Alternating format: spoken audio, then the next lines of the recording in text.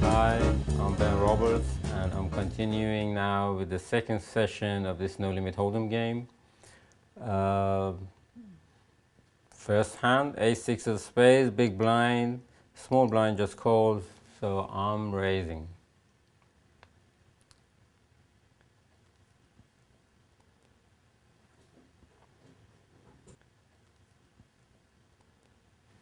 Okay, we can. Now here's an interesting situation. We got a 5-8 jack, two hearts. Although continuation bet often serves you well, but if you're ever going to back off from your continuation bet, would probably be on flops like this, where it brings in so many hands from your opponent that could call you. We checked twice though. Yeah, I'm tempted to bet, but we'll check it. Our ace will probably win it now. He bet out. He might be bluffing me.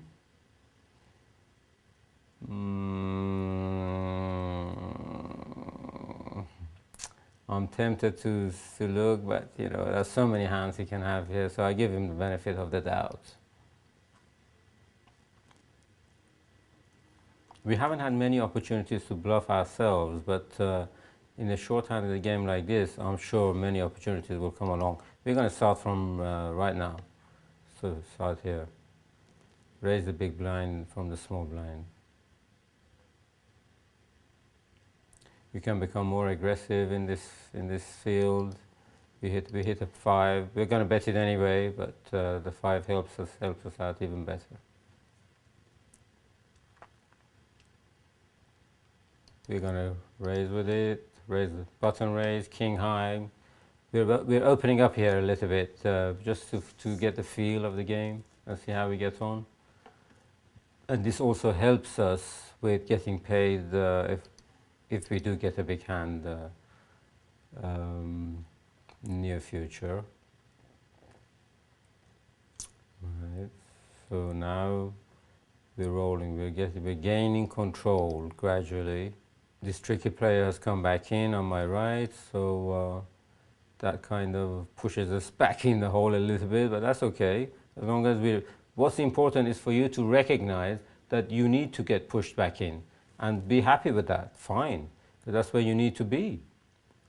You always find your place and be happy and at peace with where you are.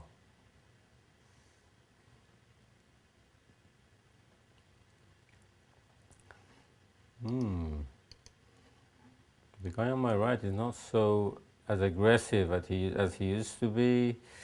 So maybe because he's winning, he's kind of changed gear. That often happens with players, but that's okay too. It also is a weakness. I'm going to pass this one. Made a few raises, so I'm going to pass the king 3 offsuit on the button, just to let them know that I can pass on the button. So keep them guessing. Also passing this deuce 8 offsuit. Not many people favor it. Alright, I'd like to come in with a raise with this. 10 queen suited. Late-ish. Well, one after the Jack 8. So we've been raising a little bit and getting away with it. This is a good time for us to get a hand and capitalize on. And we just have to wait and see. Okay, we got 2 10s on the big blind. This may turn out to be a good thing. Okay, now here with the small stack, this is where, going back to our question earlier regarding taking out a big stack, this is a great opportunity to do just that. I mean small stack. There you go. We're happy to call this small stack, no more risk with 2 10s, and it's a flip coin. Okay. Oh dear, he's in trouble now. Oops, oh, I spoke a bit early. He hit the middle pin, I'm on that, that's fine. But you know, the money was in pre-flop, and that's where what you need to look at. The money was in pre-flop, and the chances of you winning was 50-50. Now, whether the 10 comes on the flop or it doesn't, whether he hits it last card, first card, that's all irrelevant. Although when you do hit 3 10s, it gives you hope that you're going to win the pot, and often that is the case. But that is fine. And he doubled up, and he immediately left the game. Now, he could have left the game because he had to go, but often they leave the game purely because they doubled up and they're winning and they're ahead, so they leave. That is a weakness. In fact, that is a huge weakness. I love playing against players who win a little bit and leave. Often people don't like it when somebody hits and runs, but really that is the greatest weakness in a player that you can witness. It's those very players, when they're losing, they never leave. So what's happening? You're up against players who win a little bit and leave, or lose and stay. This is great. I mean, you want to play against people who are losing and staying. And but if you're losing and wait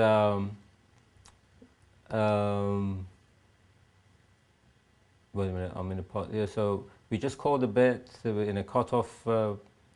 From a cutoff raise with ace 10, and we flopped a 10.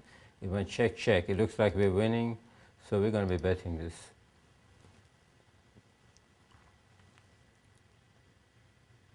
Yeah.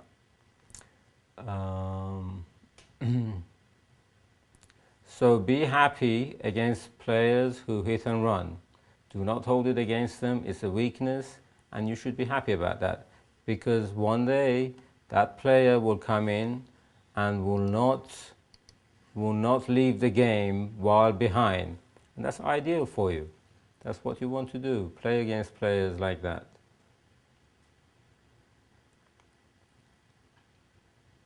So we made another raise on the small blind and won it successfully. But he might be getting fed up with me now raising his big blind from the small blind. So sooner or later he's going to retaliate. But we need to be in touch with that.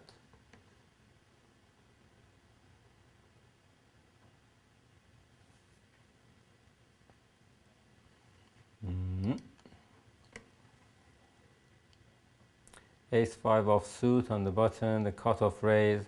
That that hand can be used for calling. It can be used for re-raising, and you can also lay it down. In my view, it's one of those hands. This is a cutoff raise.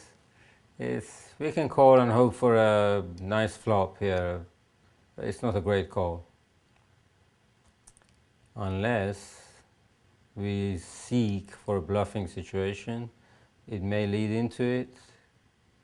Nope, it just died.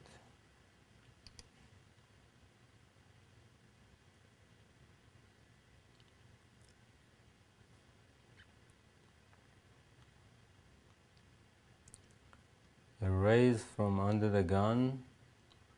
We're in the small blind with Jack Queen. Not so good, because the raise can come from Ace Jack, Ace Queen, 2 Jacks, 2 Kings, all these hands that are absolutely superior to yours. All right, the player chain. We have a new player, Bizaf. In the meantime, we got 10 queens suited on the button, automatic raise.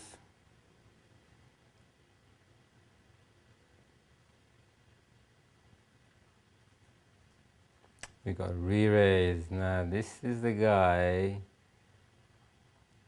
that I'm not so sure about this now.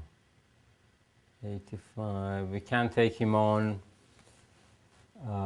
He's a little bit fed up with me raising, but he had a player behind him and he did re-raise. We take him on, just for the sake of it, for entertainment value more than anything. Oh, I pressed I meant to call him, I pressed the wrong button. But that's not a bad thing, because I often pass that hand, so I was only going to take him on for the entertainment value. All right, See, this is what happens when the small blind raises you. You often find yourself in a position like this where it's hard to call a hand, and often he wins. This is why you should be raising yourself when you're in the small blind against a big blind who is a conservative type of player, especially. All right, here we go again. We will remain relentless with him just to see how far we can push him. There you go. So we've had pretty much success out of this raising on the small blind. 2 2s on the button. I like this.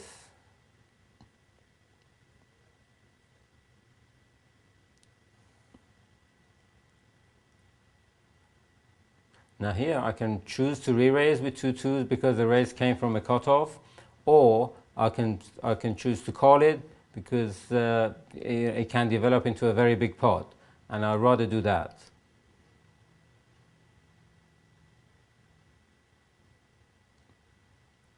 All right, let's see what he does. He checks it. So now, although we have a very small pair, but because he checked it, it looks like he has an ace or something.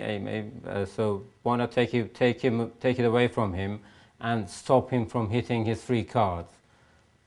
Any 2 cards that he has, he can overtake you on the next card. So polish it up there and then. 8 king of diamonds on the big blind. Raise this bubble boy. That's a new player. He's raised it.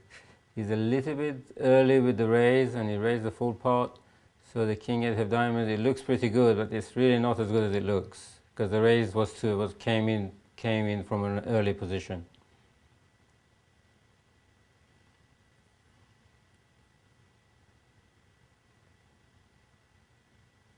All right, we've raised this guy many times. We let this one go so to let him know that we don't do it every single time, okay? I mean, he probably would get fed up with us. Although we will raise this on the button if everybody passes, because it's a button raise.